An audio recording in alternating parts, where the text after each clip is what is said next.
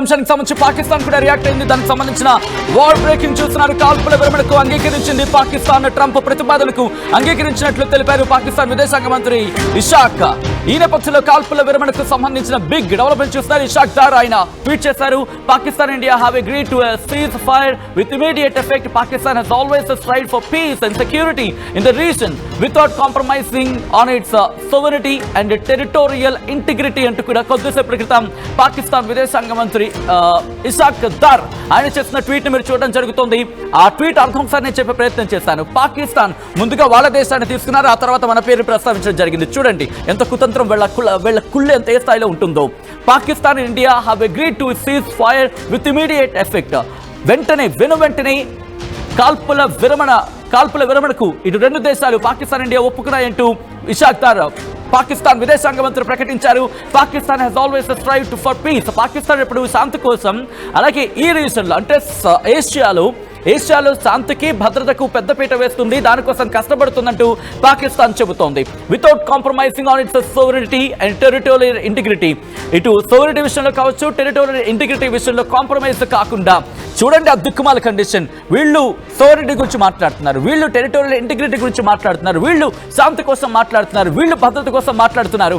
బహుశా దీంట్లో ఏదో ఒక చిన్న కుట్రకోణం అయితే మాత్రం కనిపిస్తోంది. అందులో ఎటువంటి అతిశక్తి లేదు. డొనాల్డ్ ట్రంప్ చేసిన ట్వీట్ మీరు చూస్తున్నారు. ఆ వెంటనే ఇటు విదేశాంగ మంత్రి పాకిస్తాన్ కు సంబంధించి ఇషాక్ దార్ చేసిన ట్వీట్ మీరు చూస్తున్నారు. డొనాల్డ్ ట్రంప్ ఏమంటున్నాడు? After a long knight of talks mediated by the United states I am pleased to announce that India and Pakistan అంటూ కూడా NDA in fact sorry I request minister of external affairs meeting start అయింది. వాళ్ళు press briefing ఇస్తున్నారు. ఒకసారి ఆ development చూద్దాం, ఆ తర్వాత ఇన్ డీటెయిల్ గా మాట్లాడుకుందాం. కీలకమైన డెవలప్మెంట్. భారత్ కూడా ఇటు యుద్ధాన్ని ఆపైపోతుందా చూద్దాం. 12th of May at 1200 hours. Thank you.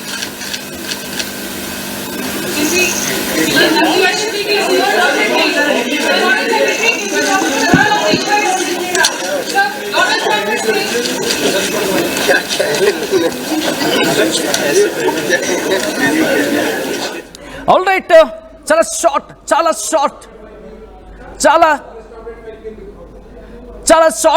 Short గా చెప్పుకొచ్చారు. ఏం జరిగిందనేది మీ ముందు వచ్చే ప్రయత్నం చేస్తుంది ఆర్టీవీ. ఎందుకంటే interesting development. Donald Trump tweet చేయడం, ఆ తర్వాత పాకిస్తాన్ విదేశాంగ మంత్రి ట్వీట్ చేయడం, ఈ తర్వాత ప్రెస్ బ్రీఫింగ్ కి సంబంధించి బహుశా పోస్ట్ పోన్ అయినట్టు ఉంది అనుకుంటా. ఆ సబ్జెక్ట్ కూడా మీ ముందు వచ్చే ప్రయత్నం చేస్తుంది ఆర్టీవీ. ఓకే యుద్ధం ఆగిపోయింది. బిగ్ బ్రేకింగ్ న్యూస్ చూస్తున్నారు. War stopped at 5 PM. కొద్దిసేపటి క్రితం ఇటు భారత్ కూడా అనౌన్స్ చేసింది. ఇటు భారత విదేశాంగ కార్యదర్శి విక్రమ్ మిశ్రీ కూడా చెప్పుకొచ్చారు. 5 గంటలకు యుద్ధం ఆగింది అంటూ కూడా ఆయన చెప్పుకొచ్చారు. రెండు దేశాలు కూడా సంయమనం పాటించే సందర్భానికి సంబంధించి ఇటు డొనాల్డ్ ట్రంప్ ట్వీట్ చేసిన తర్వాత కీలకమైన డెవలప్మెంట్ ఇంట్రెస్టింగ్ గా మారబోతుందనే చెప్పుకోవాలి. ఇక్కడ కాల్పుల విరమణ దేశాలు అంగీకరించాయి. 5 గంటలకు యుద్ధం ఆపేసినట్లు ప్రకటించి రెండు దేశాలు కూడా దానికి సంబంధించిన వార్ బ్రేకింగ్ చూస్తున్నారు.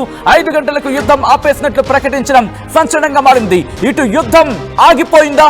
ఎస్, ఆగిపోయింది. 5 గంటలకు యుద్ధం ఆపేసినట్లు ప్రకటించింది ఇటు భారత విదేశాంగ ప్రతినిధి విక్రమ్ మిశ్రీ. కొద్దిసేపటి క్రితం ఆయన వచ్చి చెప్పినట్టుగా మనం చూడొచ్చు. ఎందుకంటే ఇటు మనం మాట్లాడుకున్నాం 6 గంటలకు ప్రెస్ బ్రీఫింగ్ అనుకున్నాం, కానీ మీరు చూస్తే ఆయన ఒక్కరు మాత్రమే వచ్చి చెప్పేసి వెళ్ళిపోయారు. ఆర్మీకి సంబంధించి ఆర్మ్డ్ ఫోర్సెస్ కి సంబంధించి కల్నల్ సోఫియా ఖురేషీ లేరు, అలాగే వింగ్ కమాండర్ వ్యోమికా సింగ్ కూడా ఇద్దరు కూడా మనకు కనిపించలేదు. 5 గంటలకు యుద్ధం ఆపేసినట్లు ప్రకటించింది. Director General of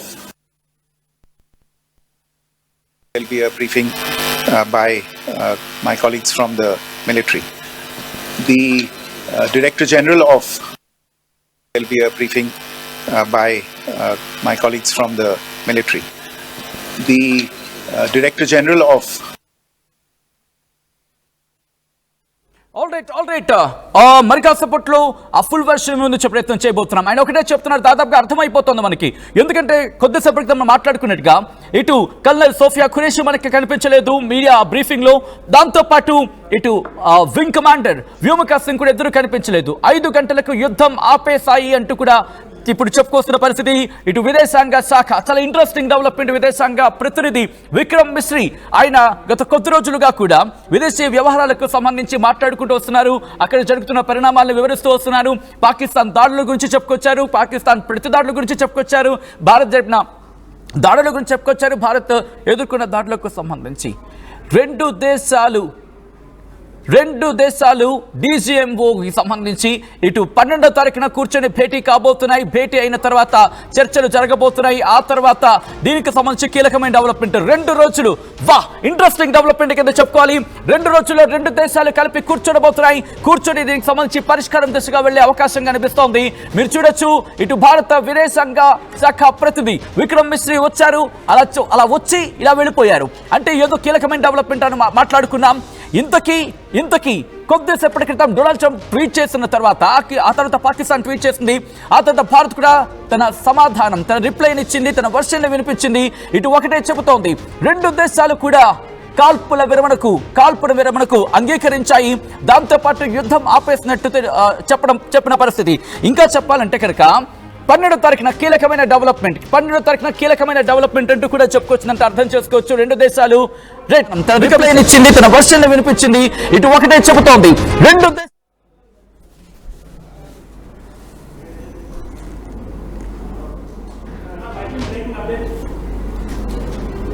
military action on land and in the air and sea with effect from 1700 hours Indian Standard Time today.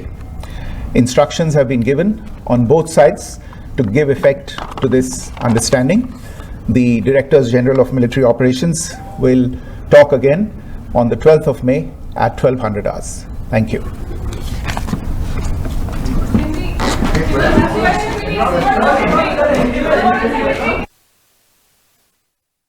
The Director General of Military Operations of India called the Director General of Military Operations of India at 15:35 hours earlier this afternoon. It was agreed between them that both sides would stop. It was agreed between them that both sides would stop all firing and military action on land and in the air and sea with effect from 1700 hours Indian Standard Time today.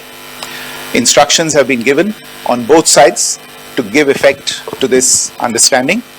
The Directors General of Military Operations will talk again on the 12th of May at 1200 hours.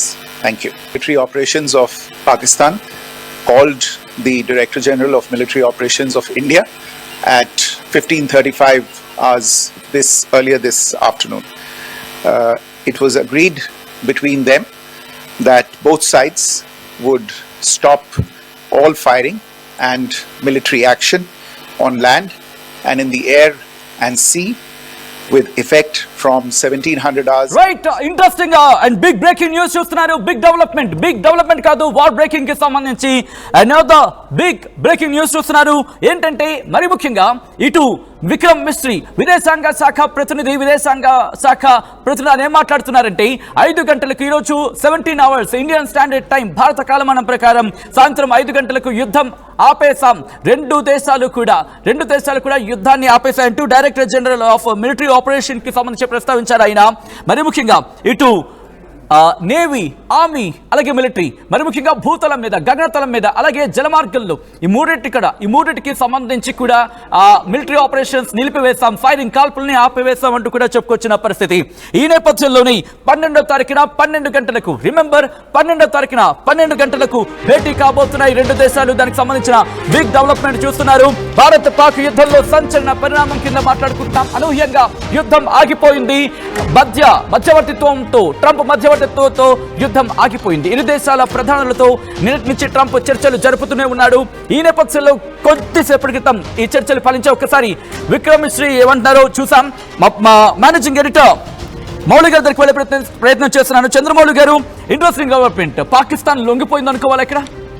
ఖచ్చితంగా సచిన్, ఈరోజు మన రాత్రి నుంచి కూడా development చూస్తున్నాం. ఎప్పుడైతే పాకిస్తాన్ మన దేశం మీద నిన్నటి నుంచి డ్రోన్స్ మొదలుపెట్టిందో దాదాపు 500 డ్రోన్స్ ప్రయోగించింది. కానీ వీటన్నిటిని కూడా మన భారత సైన్యం విజయవంతంగా తిప్పికొట్టింది, గాల్లోనే పేల్చేసింది. ఆ తర్వాత పాకిస్తాన్ చేసిన ఒక పెద్ద తప్పు, ఢిల్లీ వైపు కూడా డ్రోన్స్ని ప్రయోగించటం. వాటిని విజయవంతంగా మన భారత సైన్యం అయితే తిప్పికొట్టింది. కానీ ఈ విషయాన్ని భారత సైన్యం, భారత ప్రభుత్వం చాలా సీరియస్గా తీసుకుంది.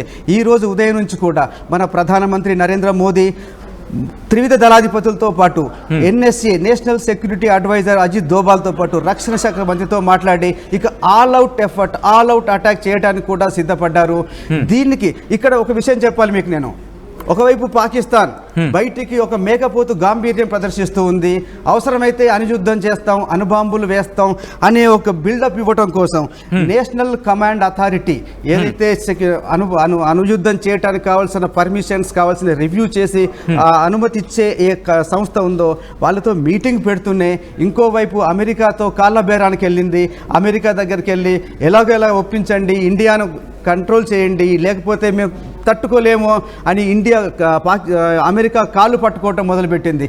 అప్పుడే అమెరికా విదేశాంగ శాఖ మంత్రి మార్కో రూబియో కూడా మన భారత విదేశాంగ శాఖ మంత్రి జైశంకర్తో మాట్లాడారు.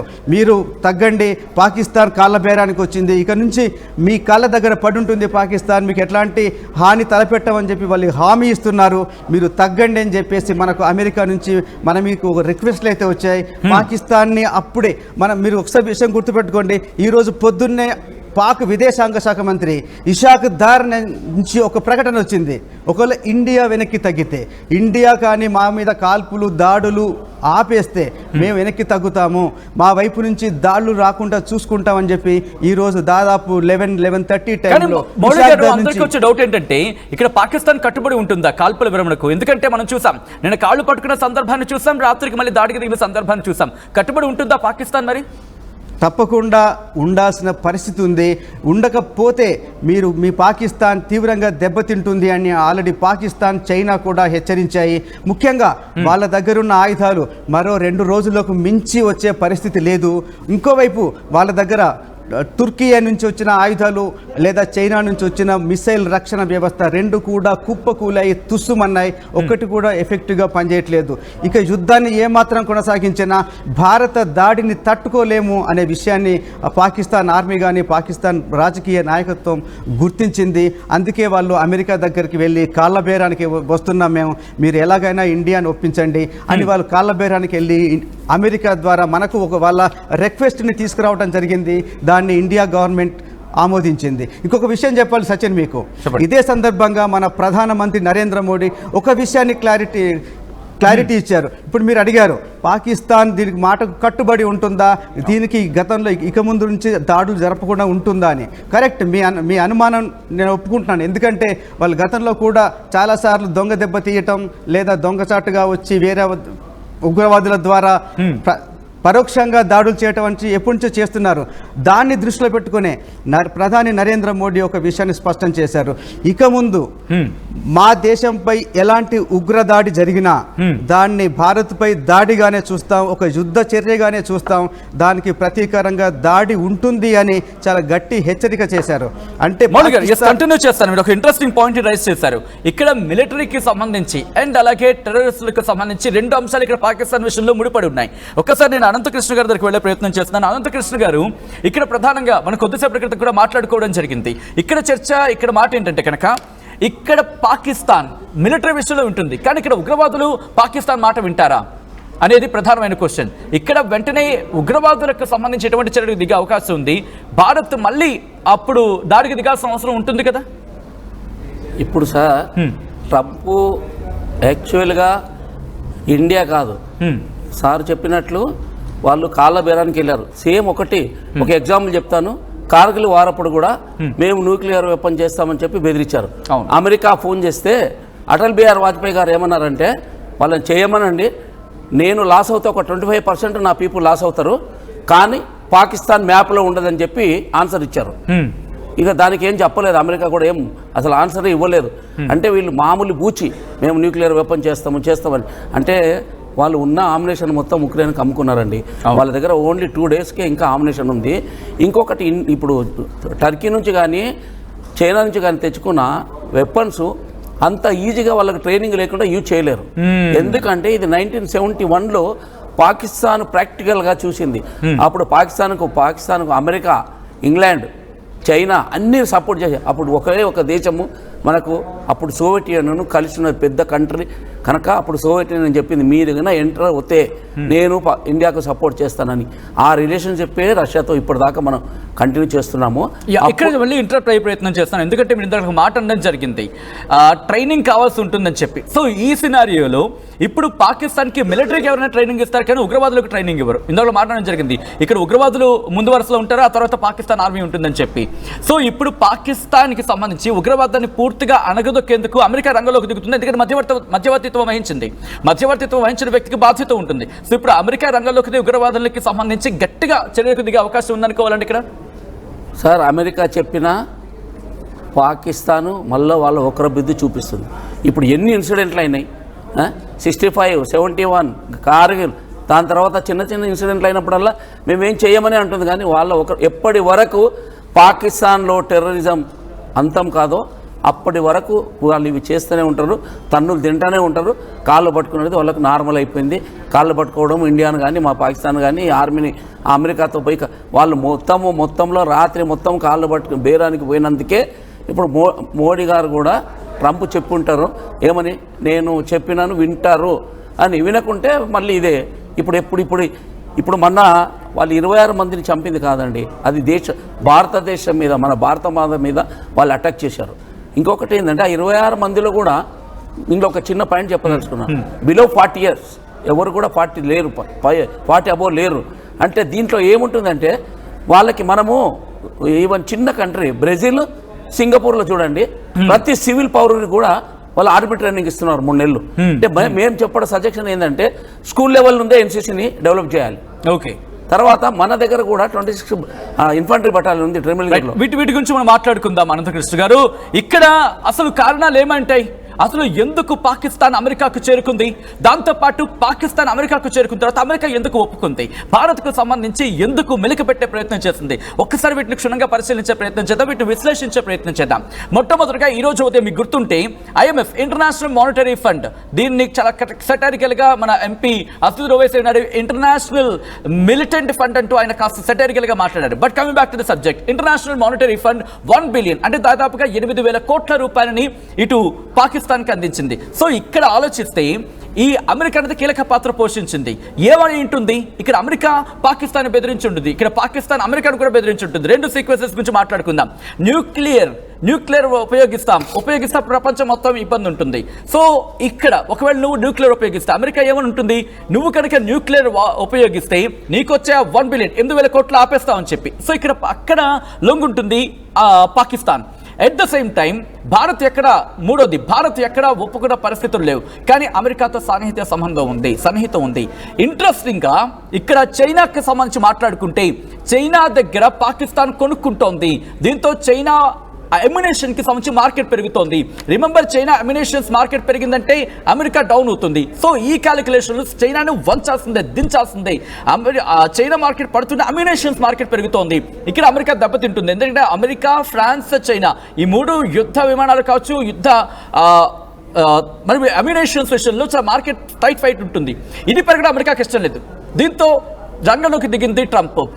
ఆ ట్వీట్ కూడా మీరు చూస్తే చాలా సెటైరికల్ గా ఉంది, నేనేదో పెద్ద పని చేశానని చెప్పి. దాని గురించి తర్వాత మాట్లాడుకుందాం ఈ డీటెయిల్గా. సో ఒక్కసారి నేను మౌళి గారి దగ్గరికి వెళ్ళే ప్రయత్నం చేస్తున్నాను. మౌళి గారు, దీని వెనకాల అమెరికా ఒక కుట్ర అనే పదం ఇప్పుడు బహుశా వాడలేమేమో, బహుశా అమెరికా కాంప్రమైజ్ చేసిన అంశం ఇది అమెరికాకు అవసరమే చేస్తుంది అనుకోవాలండి పాకిస్తాన్కి సంబంధించిన కోణంలో చూస్తే కనుక. ముఖ్యంగా ఇప్పుడు పాకిస్తాన్ చైనాకు దగ్గర అవుతుంది. తనకు నచ్చని తుర్కీ దగ్గర నుంచి కానీ, అజర్బైజాన్ నుంచి కానీ, ఉజ్బెకిస్తాన్ నుంచి కానీ ఆయుధాలు కొనుగోలు చేస్తుంది. నిజానికి ఇప్పుడు పాకిస్తాన్ అనేది అమెరికాకు మార్కెటే కాదు. పాకిస్తాన్ ఇప్పుడు అడుక్కు తినే పరిస్థితిలో ఉంది. నెల జీతాలు గడవటానికి, నెల మెయింటెనెన్స్ కోసమే అప్పులు తీసుకురావాల్సిన పరిస్థితిలో ఉంది. కాబట్టి పాకిస్తాన్ అనేది ఇప్పుడు అమెరికా ఆయుధాలకు ఏమాత్రం ఒక మార్కెటే కాదు. నిజంగా అప్పులు ఇచ్చేసి పాకిస్తాన్ని ఆక్రమించుకోవడానికి ప్రయత్నం చేస్తుంది చైనా. ఇప్పుడు వాళ్ళ దగ్గర పనికిరాని HQ-9P మిసైల్ వ్యవస్థను కానీ మిగతా తుప్పుపట్టిన పాడైపోయిన అవుట్డేట్ అయిన తుపాకులు వీళ్ళకి అమ్మేసి వాళ్ళు సొమ్ము చేసుకుంటున్నారు. ఇప్పటికీ సగం పాకిస్తాన్ చైనా ఆధీనంలోకి వెళ్ళింది. మన కారాకోరం బార్డర్ మొత్తం కూడా వాళ్ళు ఒక డెవలప్మెంట్ పేరుతో చైనా తన ఆధీనంలోకి తీసుకుంది. ఇప్పటికి దాదాపు 25% అప్పులన్నీ కూడా చైనా ఇస్తోంది పాకిస్తాన్కి. ఈ యుద్ధం వల్ల పాకిస్తాన్ నష్టపోయి ఇంకా అప్పుల పాలైతే పాకిస్తాన్ మొత్తం కూడా చైనా ఆధీనంలోకి వెళ్తుంది. యుద్ధం ఎన్ని రోజులు ఎక్కువ జరిగితే అది చైనాకి అంత ఎక్కువగా లాభం జరుగుతుంది. కాబట్టి ఇమ్మీడియట్గా యుద్ధం ఆపటం చైనాను దెబ్బతీయటానికి అమెరికాకు పనికి వస్తుంది. అందువల్ల ఇందులో అమెరికా స్వార్థం కూడా కొంత కనిపిస్తుంది. సచిన్.